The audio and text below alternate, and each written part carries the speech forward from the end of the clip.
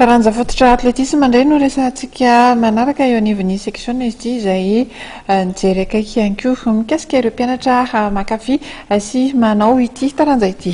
Tafiditra indrindra ao ny fankalazana ny andro natokana ho an'ny atletisme ity hetsika izay nikarakarainy ny section Antananarivo renivohitra ity ka ireo mpianatra hiatrika fanadinam-panjakana ny tenina nijerena izy ireo manokana tao anatiny ity faninanana izay nitanterahany androany maraina ity tetsy amin'ny kianjana Larby.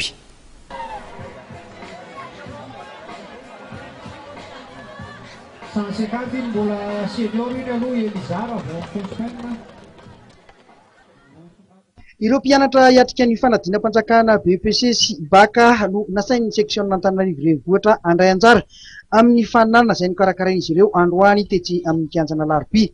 Tafiditra indrindra amin'ny hetsika fankalazana ny andron'ny atletisme ity faninanana izay nikarakarainy izy ireo ity.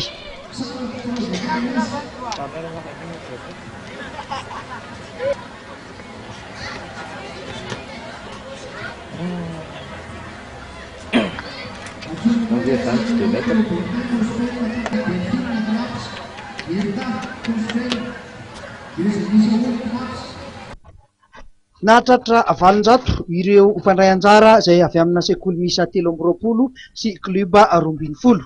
Tara roa ny compétition tanterahana teto indray natokana ho an'ny club izany hoe ireo ankizy licencié dia misy épreuve ary toute catégorie le izy dia ny atsasany tapany zany natokana ho an'ny établissement scolaire ny école izay manana mpianatra manala BEPC sy manala BAC ary izay ny tena anisany mampiavaka nyity androandroany ity zany. Manao ny fahitanao farisian'ireo le mpianatra miatrika an'ilay taranja fototra atletisme.